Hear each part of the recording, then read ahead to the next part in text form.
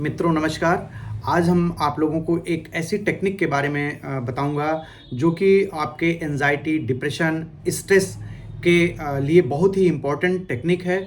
और ये आप विश्वास मानिए, अगर इस टेक्निक के बारे में आपको नॉलेज हो जाता है, इस टेक्निक को आप सीख लेते हैं, तो आपको एक्यूट जो एंजाइटी डिसऑर्डर्स हैं उसमें और एक स्ट्रेस में, आपके डिप्रेशन में, ये आपके लिए बहुत ही हेल्पफुल होगा, जो कि एक साइंटिफिक टेक्निक है।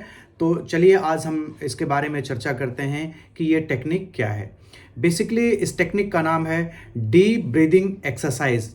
बेसिकली डीप ब्रीदिंग एक्सरसाइज एक ऐसी एक्सरसाइज है जो कि बहुत ही साइंटिफिक है। बेसिकली इसके बारे में लोगों को नॉलेज न होने की वजह से या इसके बारे में सही से पता न होने की वजह से इस टेक्निक का लोग लाभ नहीं उठा पाते। नाम तो आप लोगों ने सुना ही होगा या आप लोग हो सकता है इस टेक्निक को किए भी हों, लेकिन अगर किसी टेक्निक को सही तरीके से साइंटिफिकली न किया जाए तो उसका कोई हमें प्रॉपर रिजल्ट नहीं मिल पाता है। तो चलिए आज हम इसके फ़ायदे और इसका क्या साइंटिफिक वैलिडेशन है, वैलिडेशन जो साइंटिफिक है वो बताएंगे, और ये हम बताएंगे आपको कि इस टेक्निक को हम कैसे करें और इस टेक्निक से हमें क्या क्या बेनिफिट्स होंगे। बेसिकली डीप ब्रीदिंग एक्सरसाइज मतलब ये है कि जो हमारी ब्रीदिंग है, बेसिकली मैं पहले ब्रीदिंग के बारे में बता दूं। हमारे जो शरीर में ब्रीदिंग के जो टेक्निक्स हैं या हमारी शरीर में जो ब्रीदिंग होती हैं, एक तो होती है यूपनिया। जैसे हम आप नॉर्मली बात करते हैं तो वो उस कंडीशन में होता क्या है कि बॉडी में हमारे यूपनिक जो जो रिस्पिरेशन होता है वो होता है। इसमें होता क्या है, ये नॉर्मल रिस्पिरेशन होता है। इसमें हमारा डायफ्राम और इंटरकॉस्टल मसल जो है इन्वॉल्व होती है। बेसिकली मैं थोड़ी से और आपको समझा देता हूँ। जो डायफ्राम होता है बेसिकली हमारे फेफड़ों को, हमारे जो पेट है मतलब स्टमक है, एब्डोमेन है, एब्डोमेन को और थोरैक्स को अलग करता है। थोरैक्स में हमारा लंग होता है, एब्डोमेन में हमारी इंटेस्टाइन और सारी चीज़ें होती हैं। तो होता क्या है कि जो हमारा डायफ्राम है वो ऐसा डिज़ाइन किया होता है कि लंग्स के सीधा नीचे ही होता है, और जो उसके लंग्स के चारों तरफ, फेफड़ों के चारों तरफ जो हमारे बोन्स हैं, बोन्स के बीच में जो कार्टिलेज होती है, कार्टिलेज के बीच में जो होती है मसल्स होती हैं, उसको इंटरकार्टिलेज मसल कहते हैं, इंटरकास्टल मसल कहते हैं, वो होती हैं। तो हम जब सांस लेते हैं तो जो डायफ्राम है ऊपर जाता है और नीचे आता है। तो उससे क्या होता है, जब नीचे आएगा तो लंग जो हमारा फेफड़ा है एक्सपेंड होगा। जब डायफ्राम ऊपर जाएगा तो लंग को क्या करेगा, पुश करेगा ऊपर साइड में। जब लंग को पुश करेगा फेफड़े को तो उसमें से ऑक्सीजन या हवा जो भरी हुई है निकल के हमारे शरीर में फैलेगी। तो ये हमारी बेसिकली रिस्पिरेशन के लिए हमारा जो डायफ्राम है वो इन्वॉल्व होता है, और जो रिब्स होती हैं उसके बीच में जो मसल्स होती हैं उसको इंटरकास्टल मसल कहते हैं, उस इंटरकास्टल मसल का इन्वॉल्वमेंट होता है।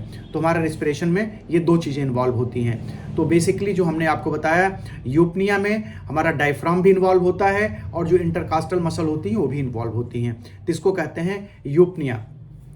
जो नॉर्मली बिना हमें किसी सोचे समझे जो हमारी सांस होती है वो एपनिक सांस होती है, जो हम लोग लेते हैं, उसमें डायफ्राम और इंटरकास्टल मसल इन्वॉल्व होती हैं। अब हम दूसरी जो सांस लेते हैं, हाइपरप्निया जिसको बोलते हैं। हाइपरप्निया में क्या होता है, हमारा जो वेंटिलेशन होता है वो तेज हो जाता है, मतलब फोर्सफुल होता है। मतलब सांस को अपना फोर्सफुली खींचते हैं और फोर्सफुली उसको छोड़ते भी हैं। तो उसको क्या कहते हैं, हाइपरप्निक बोलते हैं। उसमें हमारा जो इंटरकास्टल मसल है वो इन्वॉल्व होती है, और क्या इन्वॉल्व होता है, जो हमारा डायफ्राम है वो इन्वॉल्व होता है, लेकिन उसको हम अपने कंट्रोल में लेके फोर्सफुली करते हैं। जबकि जो नॉर्मल रिस्पिरेशन होता है उसमें अपने आप होता है, उसमें कोई फोर्स नहीं लगाया जाता है। और तीसरा जो हो गया हमारा डायफ्रामेटिक जो रिस्पिरेशन होता है। डायफ्रामेटिक रिस्पिरेशन में हमारा केवल डायफ्राम इन्वॉल्व होता है, उसमें इंटरकास्टल मसल इन्वॉल्व नहीं होती है। वो कैसे हम लेते हैं, उसको हम सीधा खींचते हैं, उसको हमने सीधा खींचा और वो अपने आप नीचे आ रहा है, उसको हम कोई फोर्स से नीचे नहीं कर रहे हैं, उसमें कोई इंटरकास्टल मसल इन्वॉल्व नहीं हो रही है। मतलब डायफ्रामेटिक जो रिस्पिरेशन होता है उसमें केवल जो हमारा डायफ्राम है वो ऊपर नीचे होता है, जो इंटरकास्टल मसल है वो इन्वॉल्व नहीं होती। अब जो स्ट्रेस, जो एंजाइटी में सबसे इंपॉर्टेंट हमारा जो रिस्पिरेशन होता है, उस रिस्पिरेशन को कहते हैं कास्टल रिस्पिरेशन, जो हमारा जो जो रिस्पिरेशन होता है, जो तीसरा रिस्पिरेशन है, उसको बोलते हैं इंटरकॉस्टल रिस्पिरेशन। इंटरकास्टल जो ब्रीदिंग होती है, इंटरकास्टल रिस्पिरेशन होता है, उसमें होता क्या है कि जो हमारी जो इंटरकास्टल जो मसल्स होती हैं केवल वो इन्वॉल्व होती हैं, उसमें हमारा लंग इन्वॉल्व नहीं होता। तो उसमें होता क्या है, सैलो और किक रिस्पिरेशन होता है, मतलब लाइक दिस, मतलब धीरे धीरे बहुत छोटी और क्विक जो होता है रिस्पिरेशन उसमें होता रहता है। तो ये हमारा हो गया एंजाइटी का रिस्पिरेशन, जो होता है क्विक होता है, सैलो होता है, इंटरकास्टल रिस्पिरेशन बोलते हैं। डायफ्रामेटिक रिस्पिरेशन जो होता है वो डीप होता है और वो रिलैक्स कंडीशन में होता है, जब आप रिलैक्स होते हैं। और नॉर्मल जो होते हैं, यूपनिक जो होते हैं, नॉर्मल कंडीशन में जब हम अपने लाइफ के नॉर्मल काम कर रहे होते हैं, जब हम उसको सांस पे ध्यान नहीं देते, तो यूपनिक कंडीशन होती है। हाइपरपनिक कंडीशन जो होती है उसको फोर्सफुली हम इंटरकास्टल डायफ्राम को खींचते हैं और छोड़ते समय हम जो है इंटरकास्टल जो मसल्स हैं उसको फोर्सफुली छोड़ते हैं, मतलब लेने में भी फोर्स लगाते हैं, छोड़ने में भी। तो ये हमारी 4 टाइप की रिस्पिरेशन है। अभी हम जो चर्चा करने जा रहे हैं बेसिकली इंटरकास्टल जो रिस्पिरेशन है उस पर हम चर्चा करेंगे और डायफ्रामेटिक रिस्पिरेशन में चर्चा करेंगे। डायफ्रामेटिक रिस्पिरेशन हमारा रिलैक्स की कंडीशन है। इंटरकास्टल रिस्पिरेशन जो होता है एंजाइटी की रिस्पिरेशन है।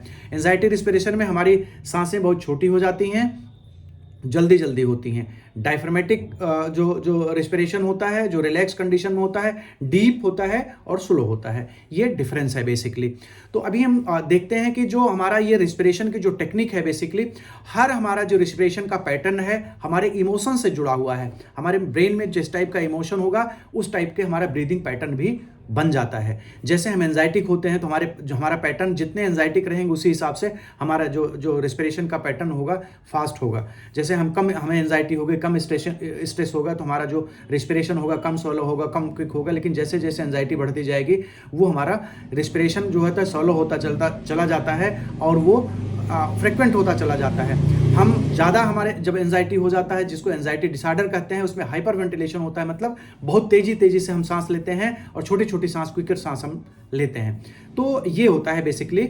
अब हम देखेंगे जो हमारा क्विक एंड फास्ट जो सैलो जो एंजाइटी में रिस्पिरेशन होता है उसमें हमारा जो सिंपैथेटिक नर्वस सिस्टम होता है वो एक्टिवेट होता है, और जो रिलैक्स की कंडीशन होती है डायफ्रामेटिक रिस्पिरेशन में पैरासिम्पैथेटिक नर्वस सिस्टम एक्टिवेट होता है। अभी देखिए हमारा ब्रेन और रिस्पिरेशन एक दूसरे के कॉम्प्लीमेंट्री हैं, ये एक दूसरे को समझते हैं। जैसे साइकोसोमैटिक है, सोमैटोसाइकिक है।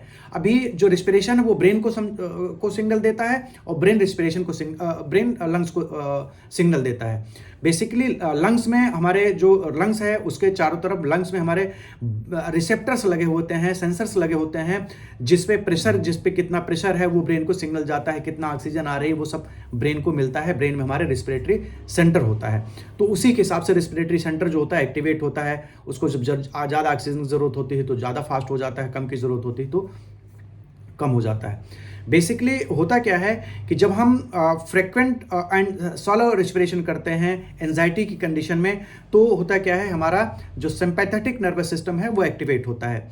लेकिन अगर हम जब स्मॉल और डीप ब्रीथ लेते हैं तो उसमें हमारा पैरासिम्पैथेटिक नर्वस सिस्टम एक्टिवेट होता है। तो अभी हम करते क्या है बेसिकली, हमें जब एंजाइटी होता है, कोई डिप्रेशन होता है, कुछ इस टाइप की समस्या होती है, अगर हम अपने ब्रेन से कॉन्शियसली अपने ब्रीथ को होल्ड करते हैं और अपने रिस्पिरेशन को डीप करते हैं, डायफ्रामेटिक रिस्पिरेशन में ले जाते हैं। जब हम उसको डायफ्रामेटिक रिस्पिरेशन में ले जाएंगे तो ब्रेन को सिग्नल जाएगा कि चीज़ें नॉर्मल हैं, कहीं कोई ऐसी स्थिति खराब वाली नहीं है, कोई मतलब एडवर्स कंडीशन नहीं है। तो ब्रेन क्या करता है, अपने रिस्पिरेटरी सेंटर को नॉर्मलाइज करता है, मतलब आपकी सांस धीरे धीरे नॉर्मल होने लगती है। मतलब डीप ब्रीदिंग एक्सरसाइज बहुत ही साइंटिफिक है, आपको उसको करने की टेक्निक आनी चाहिए। देखिए होता क्या है कि जो ब्रेन होता है, ब्रेन को ऑक्सीजन बहुत चाहिए होता है। 20% जितना ऑक्सीजन हम लोग लेते हैं वो 20% कंज्यूम हमारा ब्रेन ही कर लेता है।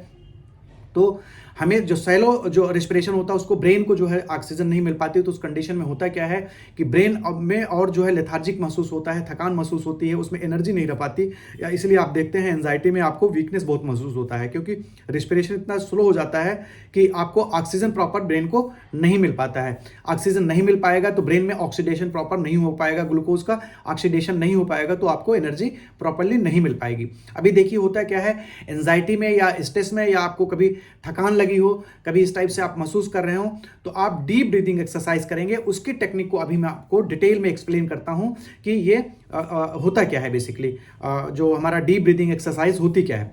देखिए, जब हम इनहेल करते हैं कोई चीज़ को, तो हमारा इनहेलेशन में जो हार्ट रेट है वो बढ़ता है। जब हम एक्सेल करते हैं, सांस को छोड़ते हैं, तो उसमें हार्ट रेट हमारा कम होता है। और एक चीज़, जब डीप ब्रीथ हम लोग लेते हैं तो उसमें एंडोर्फिन्स निकलते हैं। एंडोर्फिन्स एक ऐसे केमिकल हैं जो हमारे बॉडी में पेन किलर का काम करते हैं, कि हमारे शरीर में जो दर्द वर्द होता है उसको भी कम करते हैं। देखिए, अभी है क्या कि हम आपको ये समझाते हैं कि ये जो हम टेक्निक है डीप ब्रीदिंग एक्सरसाइज की, उसको करना कैसे चाहिए। बेसिकली एक फार्मूला है x × 4x × 2x। बेसिकली होता क्या है कि जब हम अपने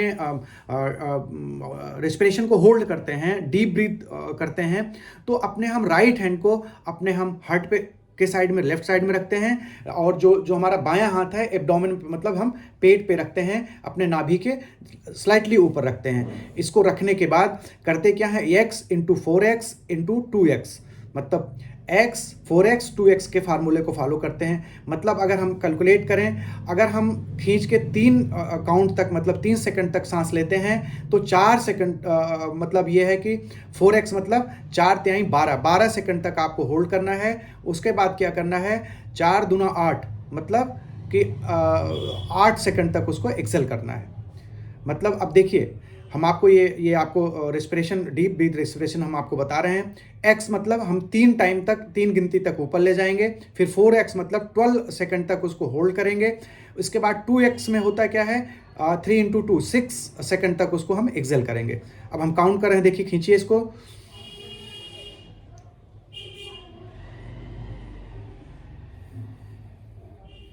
मतलब ये हो गया कि हम इसको 3 काउंट तक खींचेंगे और 12 सेकंड तक इसको होल्ड करेंगे, और 6 सेकंड में इसको धीरे धीरे धीरे धीरे नीचे छोड़ेंगे। आपकी ब्रीथ जो होती, सांस जितनी ही आपकी डीप होगी, उतना आपको रिलैक्सेशन ज़्यादा मिलेगा। इसको आयुर्वेदिक उसमें जो योगा की कंडीशन में इसको क्या कहते हैं, इसको कहते हैं पूरक। मतलब इसको हम पूरा करते हैं, मतलब सांस को खींचते हैं और उसको पूरक बोलते हैं, और उसको जो होल्ड करते हैं उसको कुंभक बोलते हैं, और जो छोड़ते हैं उसको रेचक बोलते हैं। तो इसको x × 4x × 2x, मतलब अगर 3 सेकंड में हम खींचते हैं तो 4x का मतलब 3 चौका 12 सेकंड तक उसको हमें होल्ड करना है, और 3 दूना 6 सेकंड तक उसको हमें स्लाइटली धीरे धीरे धीरे धीरे उसको हमें छोड़ना है। तो उससे क्या होगा, ये रिलैक्स होगा। बेसिकली जो हमारी फ्रेनिक नर्व है, डायफ्राम से फ्रेनिक नर्व जो जुड़ी होती है, वो एक साई सेंटर होता है ब्रेन में, उसको एक्टिवेट करती है। साई सेंटर हमारा जो है बॉडी के अंदर जो रिलैक्सेशन वाले जो केमिकल्स हैं, एंडोर्फिन्स हैं, जो और केमिकल्स हैं जो बॉडी को रिलैक्स करते हैं, उसको सिक्रीट करता है। उससे आपकी बॉडी रिलैक्स होती है। जो आपके एंजाइटी है, डिप्रेशंस हैं, जो बैड इमोशंस हैं, वो हमारे बॉडी में जो है निकलते हैं। इस टाइप का प्रक्रिया होता है। तो ये हमारा रहा डीप ब्रीदिंग एक्सरसाइज। देखिए, डीप ब्रीदिंग एक्सरसाइज के बहुत सारे फायदे हैं। ये टेक्निक आप कहीं भी अडॉप्ट कर सकते हैं। इसको आप कहीं पर, चाहे ऑफिस में बैठे हैं, चाहे घर पे हैं, कहीं पर भी हैं, जब भी कभी आपको एंजाइटी या डिप्रेशन लगता है, आप स्ट्रेस में अपने को महसूस करते हैं, इसको आप पूरक, कुंभक और रेचक, ये 3 स्टेप होते हैं। आप इसको खींचिए x क्वांटिटी तक, अगर 2 सेकंड तक खींचते हैं तो x हो गया, और अगर इसको रोकना है तो 4x मतलब 4 × 2 मतलब 4 दूना 8 तक इसको आप रोकिए। उसके बाद 2 दूना 4 तक धीरे धीरे काउंट तक इसको छोड़िए। ये इसकी टेक्निक है, जो कि सही टेक्निक है। इससे आपको बेनिफिट मिलेगा। और ब्रीथ को जितना आप खींच सकते हैं, मतलब जितना खींचेंगे आपका डायफ्राम उतना ऊपर जाएगा, वो आपके फ्रेनिक नर्व को उतना ही एक्टिवेट करेगा। तो ब्रीथ को डीप रखें और होल्ड करें उसको, और उसको एक प्रोपोर्शन में छोड़ें, x × 4x × 2x, ये रेशियो में इसको आप करें। आप ये मानिए कि ये जादू की तरह काम करेगा। ये एक मिरेकल है, एक चमत्कार है। इसको आप करके देखिएगा। This is scientifically proven. ये ऐसा नहीं कि मैं आपको बता रहा हूं, ये साइंटिफिकली प्रूवन जो टेक्निक है, इसको आप करें। निश्चित रूप से इससे आप लोगों को एंजाइटी, डिप्रेशन और स्ट्रेस, इन सब चीज़ों में आपको फ़ायदा मिलेगा। आज के लिए बस इतना ही। आज का हमारा टॉपिक समाप्त होता है। आप लोगों को बहुत बहुत धन्यवाद। आपका दिन शुभ और मंगलमय हो। Thank you so much. आप इस वीडियो को शेयर करें लोगों को, ताकि लोगों को इन्फॉर्मेशन पहुंच पाए। आप इसको अगर लाइक करेंगे तो हमें मोटिवेशन मिलेगा। और अगर नए हैं इस चैनल पे, तो आप हमारे चैनल को सब्सक्राइब करें, ताकि आपको समय समय पे अच्छे वीडियो मिलते रहें। Thank you so much.